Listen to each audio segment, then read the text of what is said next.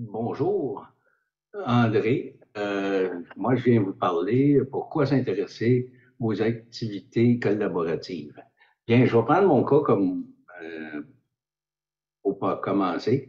J'ai deux maladies qui sont quand même assez sévères. Fait que pour être capable de faire une activité collaborative, ben, il faut ramasser toutes les personnes qui me soignent. Puis moi, je suis autour. Fait que quand ils vont se parler, je vais être au courant de tout ce qui vont, est-ce qu'il manque des détails, puis etc. Et puis, ça va être les personnes ayant un vécu c'est comme je dis, doivent y avoir un rôle central, mais comment sont-elles incluses? Merci André. Moi, c'est Janine. Je vais vous parler des objectifs de l'étude. C'est mieux comprendre le processus d'inclusion des personnes vivant avec des enjeux sociaux et ou de santé dans les activités collaboratives selon leur perspective. Par exemple, les motivations et les freins à leur participation, les stratégies de soutien mises en place, les effets perçus autant positifs que négatifs et comment l'étude a été menée par un processus collaboratif et l'application des entrevues individuelles. Voilà.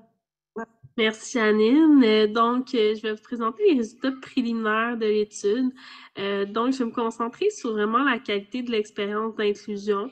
Donc, on a remarqué jusqu'à maintenant que les dynamiques, surtout interpersonnelles, donc l'accueil, l'ambiance, l'animation, mais aussi le rôle, s'il est bien défini ou pas, les caractéristiques individuelles, puis aussi la situation de vie, par rapport, par exemple, si la personne est en situation de précarité sociale ou pas, peuvent venir influencer la qualité de l'expérience d'inclusion.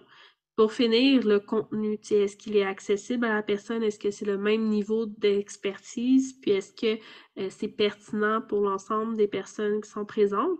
Va aussi influencer la qualité de l'expérience d'inclusion qui va être alors positive ou négative. On a mis plusieurs stratégies en place de soutien. Par contre, on n'a pas réussi à mettre le doigt sur la stratégie qui permettait à tout coup de vivre une expérience d'inclusion positive. Donc, on est plus dans l'idée de vraiment personnaliser les stratégies de soutien à mettre en place selon les personnes qui ont vécu, qui sont incluses dans nos activités collaboratives et vraiment peut-être les rencontrer avant l'activité ou vraiment mieux les connaître pour pouvoir personnaliser. On peut voir qu'il y a vraiment une boucle qui se fait entre la motivation, la qualité de l'expérience, les effets perçus. Si c'est positif, la personne va être tentée de continuer et sinon, va être plus tentée d'arrêter sa participation.